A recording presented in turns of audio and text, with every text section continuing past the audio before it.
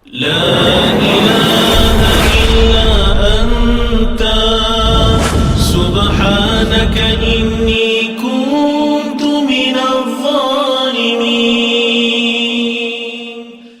بسم الله الرحمن الرحيم. السلام عليكم ورحمة الله وبركاته. الحمد لله والصلاة والسلام على رسول الله وعلى آله وأصحابه ومن والاه. لا حول ولا قوة إلا بالله. اللهم صل وسلم وبارك على نبينا المصطفى رسول الله صلى الله عليه وعلى آله وصحبه وسلم. أما بعد. Jemaah kaum muslimin yang semoga senantiasa diberkahi oleh Allah Subhanahu wa taala. Pada pertemuan pekan sebelumnya telah kami kisahkan bagaimana prosesi masuk Islamnya paman Nabi sallallahu alaihi wasallam yang bernama Hamzah bin Abdul Muthalib. Tentu dengan masuk Islamnya Hamzah ini menambah kekuatan kaum muslimin waktu itu. Di tengah-tengah siksaan orang-orang kafir Quraisy semakin menjadi-jadi. Di tengah sempitnya dada, di tengah penatnya keadaan, Allah kirim satu cahaya, yaitu masuk Islamnya Hamzah. 3 hari berselang setelah masuk Islamnya Hamzah, Allah kirimkan cahaya yang kedua, yakni masuk Islamnya Umar bin Khattab Al-Faruq radhiyallahu anhu.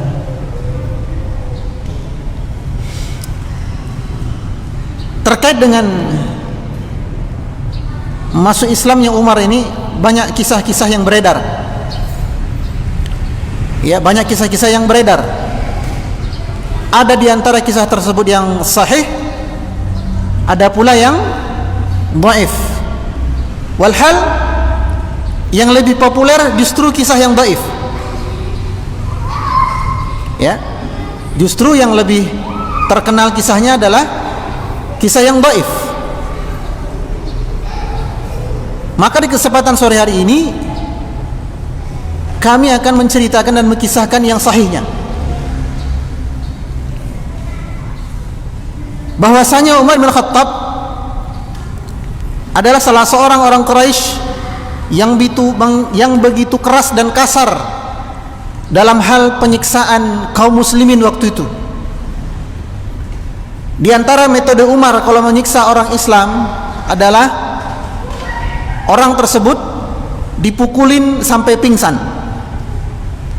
Ya, dipukul, dibandem sampai dia pingsan. Ketika orang ini telah pingsan, Umar duduk di sebelahnya menunggu dia sadar. Kalau sudah sadar, ya dipukulin lagi.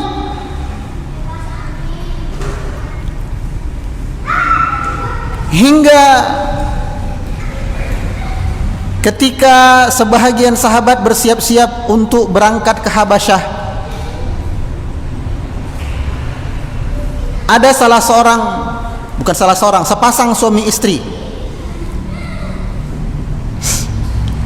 ya, yang mereka berdua ini sedang packing untuk hijrah ke Habasyah. Sang suami, yaitu Amir bin Rabi'ah, berkata kepada istrinya, "Engkau packing dulu sebentar ya, saya ada hajat dulu mau keluar." Maka sang suami pergi keluar sebentar. Tatkala istrinya sedang packing di depan rumah, ya, siap untuk dinaikkan ke tunggangan mereka, tiba-tiba lewatlah Umar bin Khattab.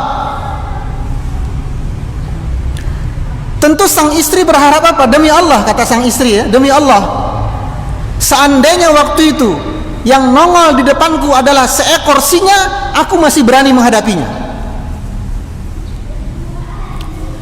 Tapi di antara semua makhluk justru yang nongol adalah Umar bin Khattab. Maka aku pun keringat dingin, bercucuran, ketakutan. Ternyata ketika melihat aku yang begitu takut, Umar ada nampak perubahan pada sikapnya. Dia lebih lembut. Bayangkan ya, orang yang begitu kasar tiba-tiba lembut, ini kan wagu. Kalau orang biasa lembut lalu bersikap lembut, kita ya wajar lah ya. Ini orang manusia yang kasar banget. Lalu menyapa ibu ini, "Loh Bu, ngapain packing-packing? Tindak pundi?" Kalau istilah Jawa-Jawanya, orangnya kasar tiba-tiba ngomong alus gitu loh. "Loh Bude, beri tindak pundi niki?" Maka sang istri heran, kok Umar ngomongnya halus, tapi sang istri karena trauma pernah disiksa Umar gitu ya, dia cuek, ngomong jawab ketus. Ya karap kula harap nang di, terserah saya mau kemana, udah capek aku disiksa sama kamu wahai Umar, udah lelah kami disiksa oleh perbuatanmu wahai Umar, kami mau pergi sajalah. Mudah-mudahan nanti Allah berikan kepada kami kelapangan di potongan bumi yang lain. Maka Umar bertambah-tambah sedih. Umar berkata, sini saya bantu. Dibaresin barang-barangnya, dinaikkan ke keledai mereka. Sang istri tambah bingung. Lalu Umar berkata kepada istri si Amir ini, "Salamun alaikum. Semoga Allah senantiasa menyelamatkan kalian dan menjaga kalian." Sang istri tambah bingung. Lalu Umar pun pergi dalam keadaan wajahnya nampak kesedihan. Lalu suaminya pulang, istri cerita. Biasa ya, istri itu kan begitu. Suami pulang kerja, belum lagi lepas-lepas apa, mas mau mas. Nah, karena memang karakter wanita itu demikian ya Bapak Ibu. Wanita itu suka bercerita, suka ngomong, suka ngobrol. Makanya dalam 1 kali 24 jam, dalam 1 kali 60 detik, yaitu 1 menit, seorang wanita bisa mengeluarkan sampai 300-400 kosakata. Adapun kaum laki-laki 1 menit rata-rata 80 sampai 120 kosakata. Dan ini ada pelajaran penting, yaitu secapek dan selelah apapun seorang suami, ya karena kita kan pelajarannya kan fikih sirah ya, jadi kisah, faedah, kisah, pelajaran. Secapek apapun seorang suami pulang kerja, selelah apapun dia di dunia kerja, secapek apapun dia badannya, ketika dia pulang kerja, luangkan waktu sejenak agar istri bisa bercerita tentang keadaan rumah. Jadilah pendengar yang baik meskipun dengan sebelah telinga. Limadha? Kenapa Ustaz? Karena ketika seorang istri dia tidak mendapati telinga suaminya untuk bercerita, dia tidak mendapati suaminya ini teman cerita yang baik, maka dikhawatirkan sang istri akan mencari teman cerita yang lain.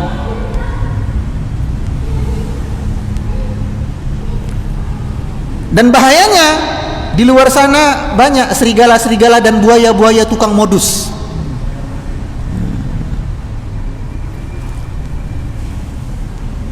Dan na'udzubillah, jangan sampai malah dia curhat kepada mantan pacarnya dulu. Dan sudah banyak kasus demikian. Suaminya ya cuma nyari duit, ya, ngasih nafkah, wes, tidak menjadi pendengar yang baik untuk istrinya. Lalu istrinya curhat di medsos, suamiku nggak pengertian, hiks. Lalu statusnya dibaca oleh mantannya dulu ketika SMP. Maka si buaya ini pun pura-pura menjadi ahlul bijaksana.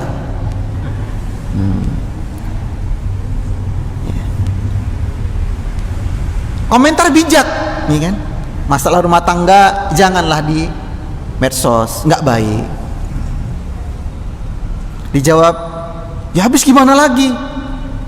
Oh ya sudah, kamu kabarnya gimana? Dijawab lagi, alhamdulillah baik. Nah, udah lanjut. Ujung-ujungnya apa? CLBK. Cinta lama belum kelar.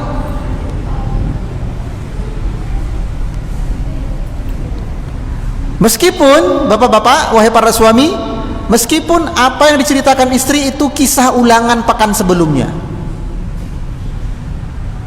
nggak apa-apa, ya. Berikan, nggak bisa 2 telinga, minimal setengah telinga, meskipun sambil tiduran. Iya atau apa? Ngantuk-ngantuk ini, iya, ya kan aja. Ya, kenapa? Ya karena istri kita pun capek.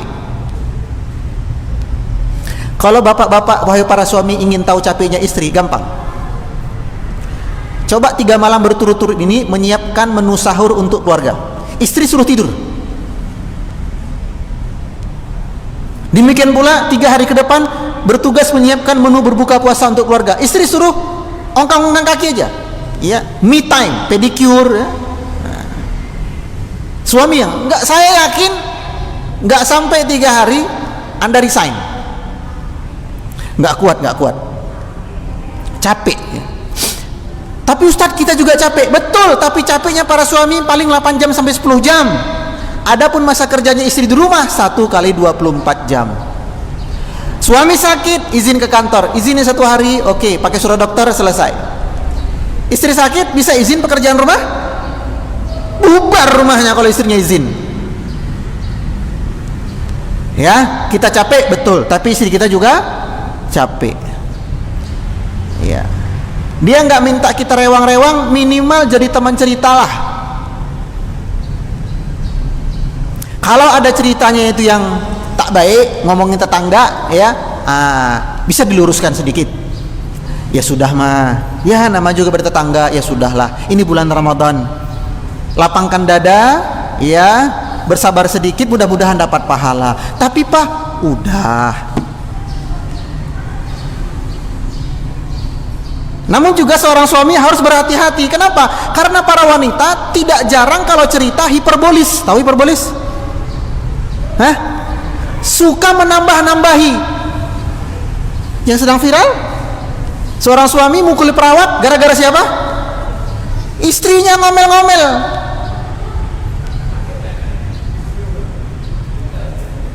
Mungkin pada asalnya si suami paling ya oke kita cerita, tapi karena istrinya wah ya sudah, terjadilah apa yang terjadi.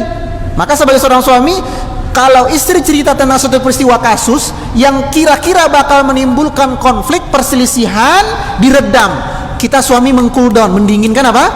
Situasi. Jangan pula kita yang terpancing.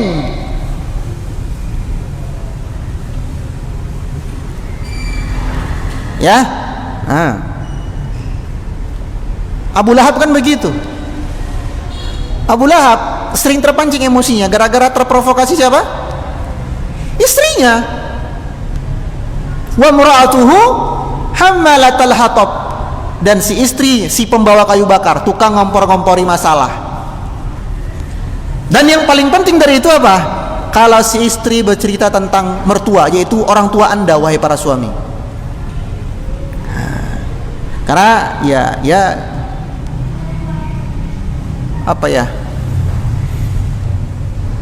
tidak setiap suami mendapatkan anugerah seorang istri yang bisa akrab sama mertuanya. Maka tatkala istri bercerita tentang mertuanya itu orang tua Anda, wahai para suami, ya sabar-sabarkan dia, sabar-sabarkan, ya, sambil katakan kepadanya, Dek, di masa mendatang kelak kita pun akan jadi mertua.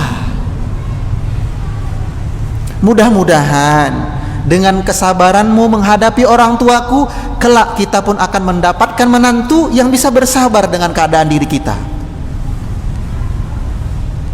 Ya, tayyib. Kita lanjutkan. Tatkala Umar telah pergi, Suaminya pulang, istri cerita, "Mas, tadi Umar datang." Suaminya langsung, "Hah, kau tidak kenapa-kenapa wahai istriku?"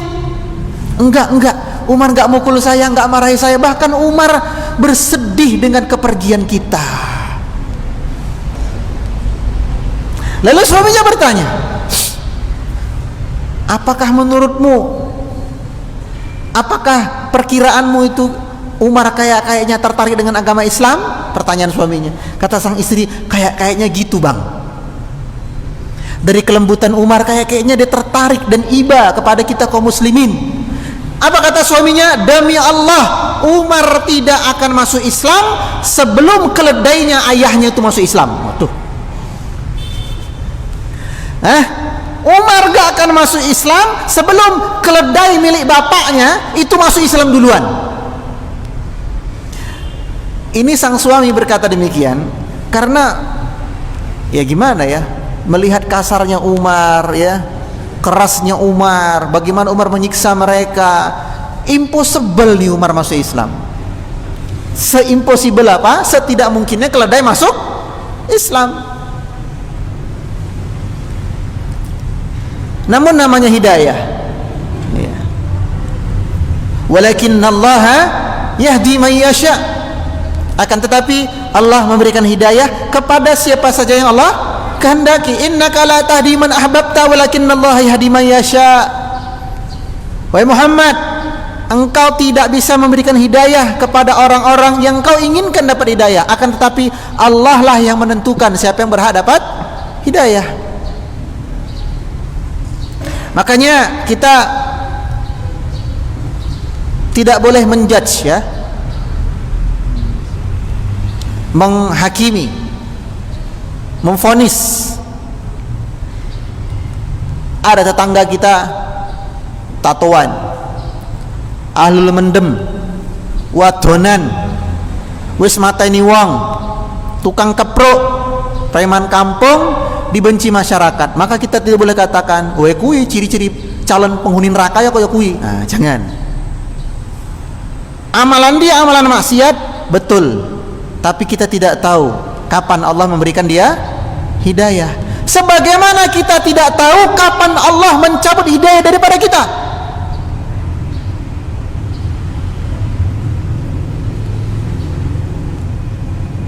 Kita katakan itu perbuatan dosa, dia bersalah, betul. Tapi memvonis dia sebagai penduduk neraka ini nggak boleh. Mengatakan dia nggak mungkin dapat hidayah itu tak boleh. Karena hidayah di tangan Allah.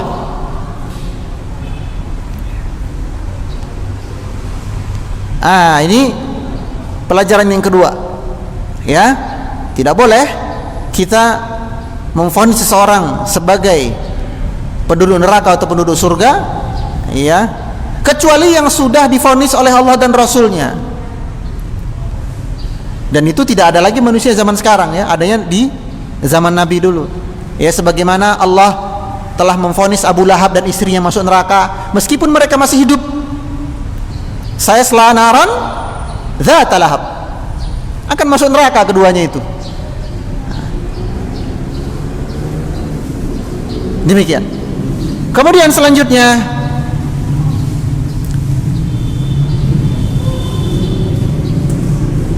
Umar bin Khattab adalah seorang laki-laki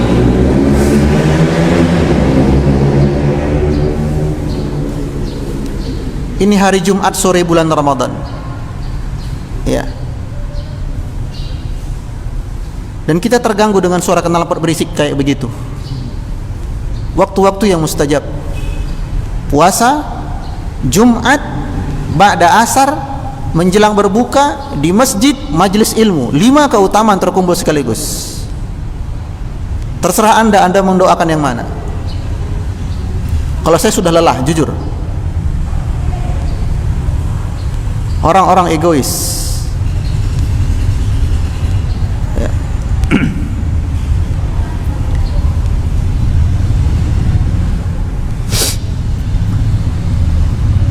Umar adalah seorang laki-laki yang perawakannya tinggi, dan yang setara dengan Umar adalah Hamzah. Masih ingat pekan sebelumnya? Saking tingginya Hamzah gimana? Kalau naik kuda, kakinya menjejak ke tanah. Dan Umar adalah juara gulat di pasar Ukas Mekah. Ya, jagoannya Umar. Untuk urusan gulat itu Umar paling jago. Bagaimana jagonya Umar? Nanti kita ceritakan ketika dia sudah masuk Islam.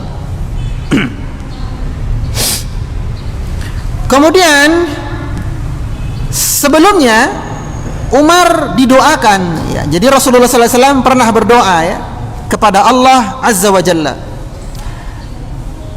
Hadis ini diriwayatkan oleh Al-Imam At-Tirmidzi, Imam Ahmad dan yang lain-lain dengan sanad yang hasan.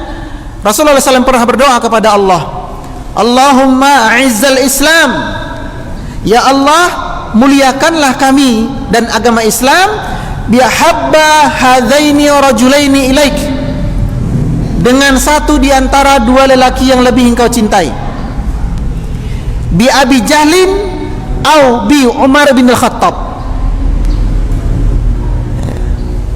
dengan Abu Jahal atau Umar bin Khattab. Jadi Rasulullah berdoa kepada Allah, ya Allah muliakanlah Islam, kuatkanlah kaum muslimin dengan satu di antara dua lelaki masuk Islam,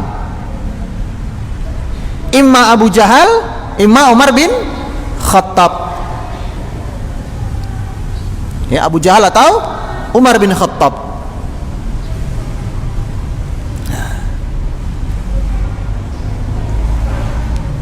Ternyata ya, rawi berkata, wa kana ahabbuhuma ilaihi Umar, dan ternyata yang lebih Allah cintai adalah Umar bin Khattab. Jadi setelah masuk Islamnya Hamzah, Rasulullah berdoa lagi, ya Allah tolong kuatkan kami lagi. Kalau tidak dengan masuk Islamnya Abu Jahal, masuk Islamnya Umar bin Khattab. Ternyata Allah memilih Umar bin Khattab. Lalu bagaimana prosesi masuk Islamnya Umar? Nah, di kisah yang masyhur, yang terkenal, yang sering dicantumkan di buku-buku sejarah, terutama sejarah anak-anak sekolah, ya, Umar membawa pedang hendak membunuh Rasulullah SAW. Ya, betul ya. Nah, kemudian di tengah jalan dia berpapasan dengan seorang laki-laki yang sudah tua. Lalu laki-laki ini bertanya kepada Umar, ila aina anta ya Umar? Mau kemana engkau pergi wahai Umar? Umar berkata, mau membunuh, uridu an aqtula Muhammad. Aku ingin membunuh si Muhammad. Katanya si laki-laki ini, apakah menurutmu Bani Abi Manaf akan membiarkan salah seorang laki-laki dari Bani Adi membunuh pria mereka? Umar kan Bani Adi, Rasulullah Bani Abi Manaf. Kira-kira kalau engkau membunuh si Muhammad, apa mungkin Bani Abi Manaf membiarkanmu hidup? Mesti akan mereka membalas. Ya fanatik apa namanya? Kabilah. Daripada engkau mengurusin Muhammad, kenapa engkau tidak mengurusin adikmu sendiri? Karena adikmu itu sudah masuk Islam. Jadi daripada engkau ngurus orang luar, urus internal aja lah. Maka Umar balik badan, U-turn ya, putar balik. Waktu itu di rumah sang adik, yaitu Hafs, siapa rumah adiknya? Allahu Rabbi, kok tiba-tiba ngeheng saya. Ada yang ingat? Fatimah. Ya. Fatimah binti Al-Khattab.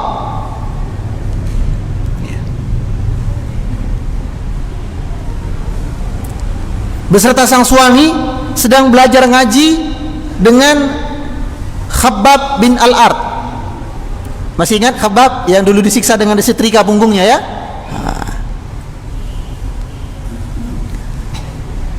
Tiba-tiba suara terdengar dari luar, dor dor dor. Wahai Fatimah, buka pintu. Khabbab yang tahu Umar datang tunggang langgang, lari ke belakang rumah bersembunyi.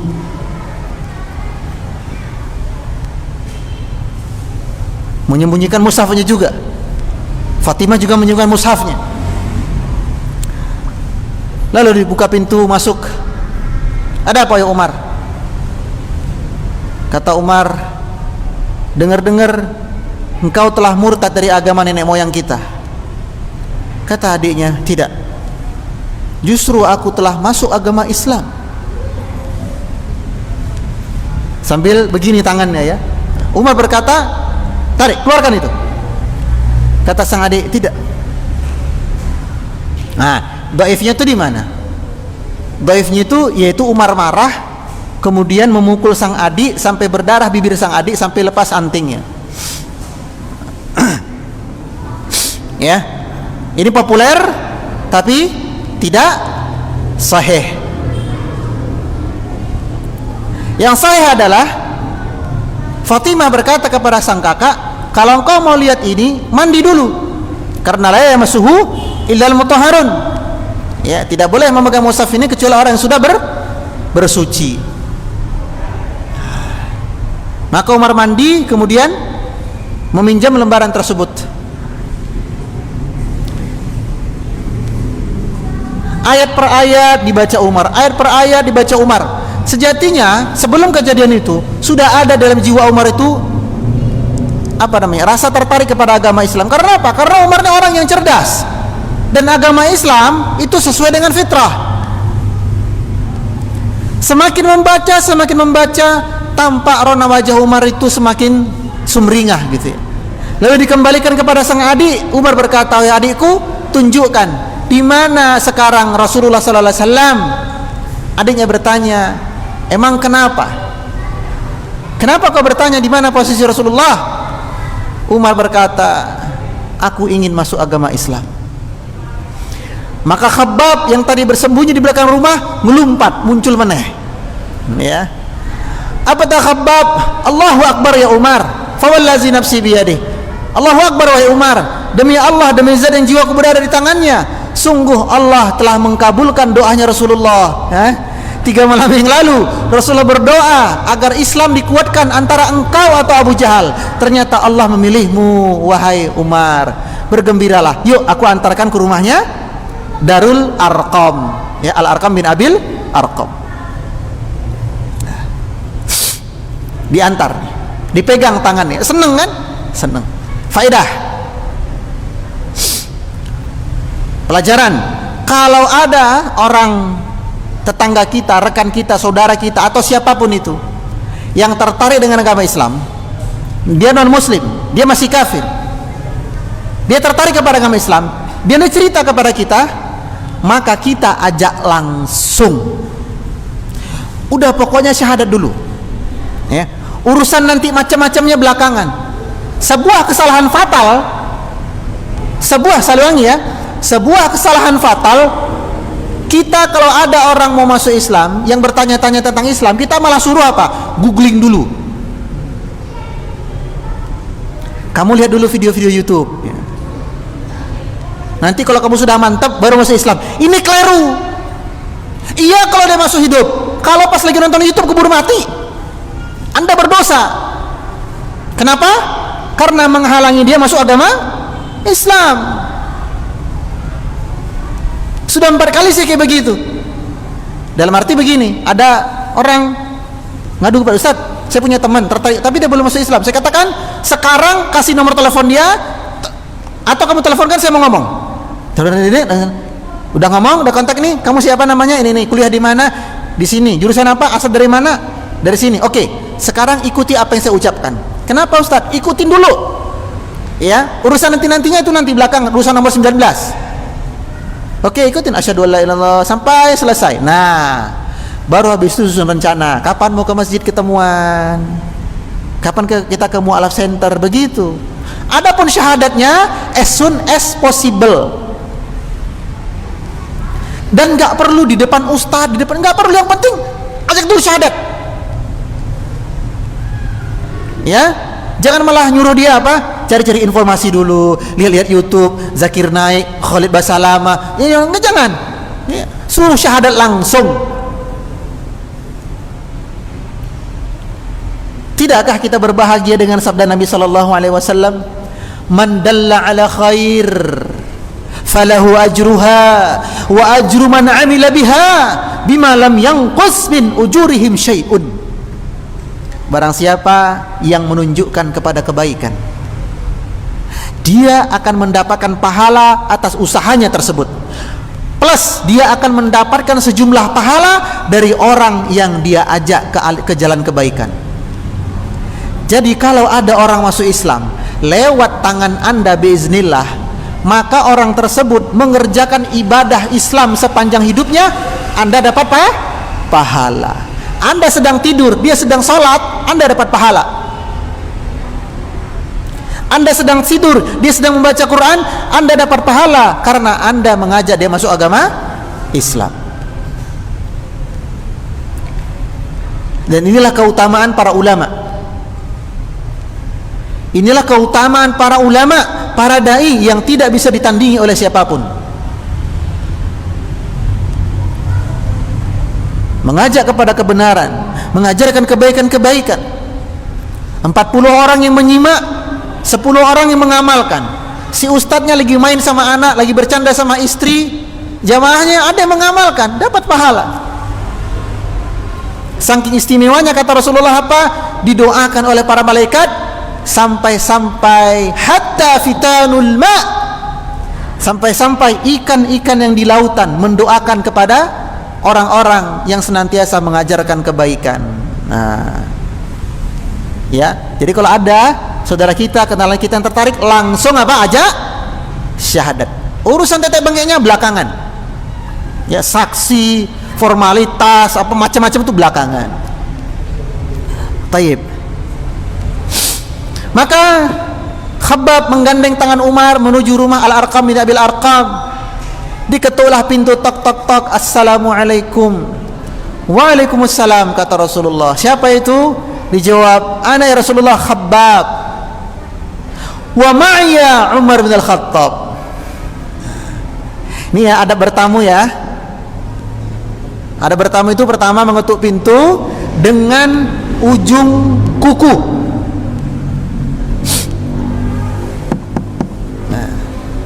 Bukan begini,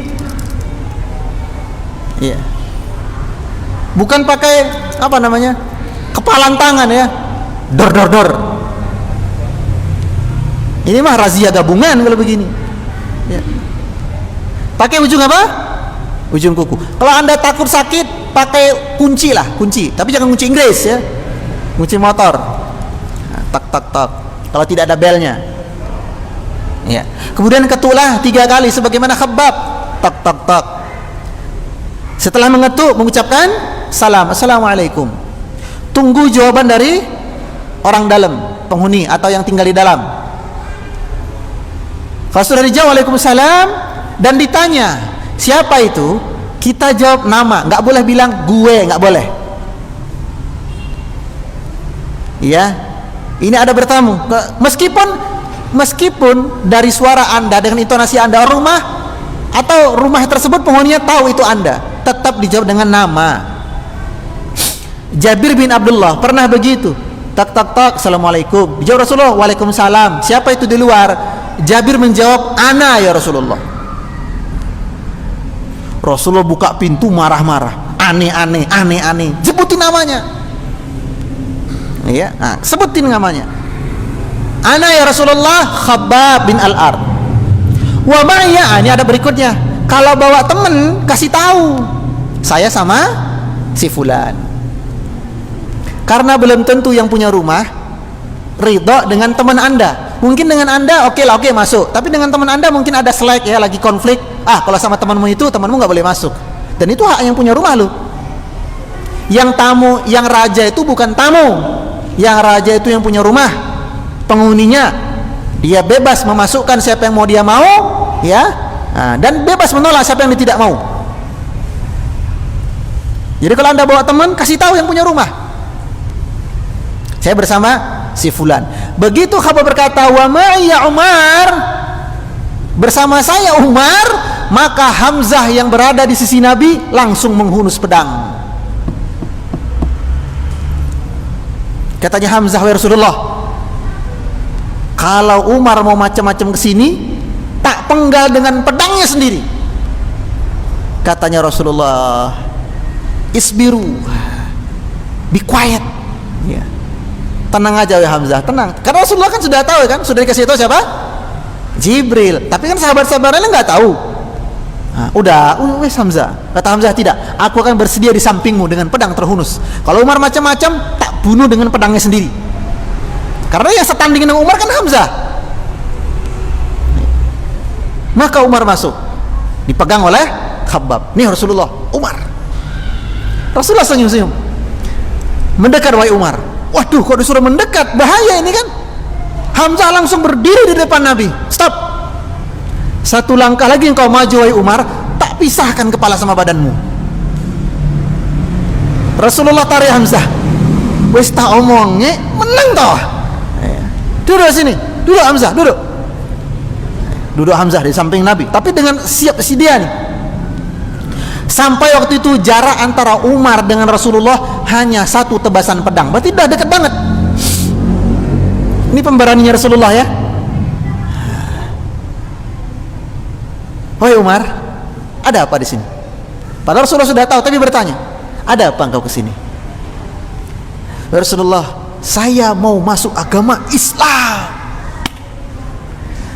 Seketika itu rumah Al-Arqam bin Abi Al-Arqam berteriak takbir Allahu Akbar sampai terdengar ke Masjidil Haram. Suara mereka bertakbir.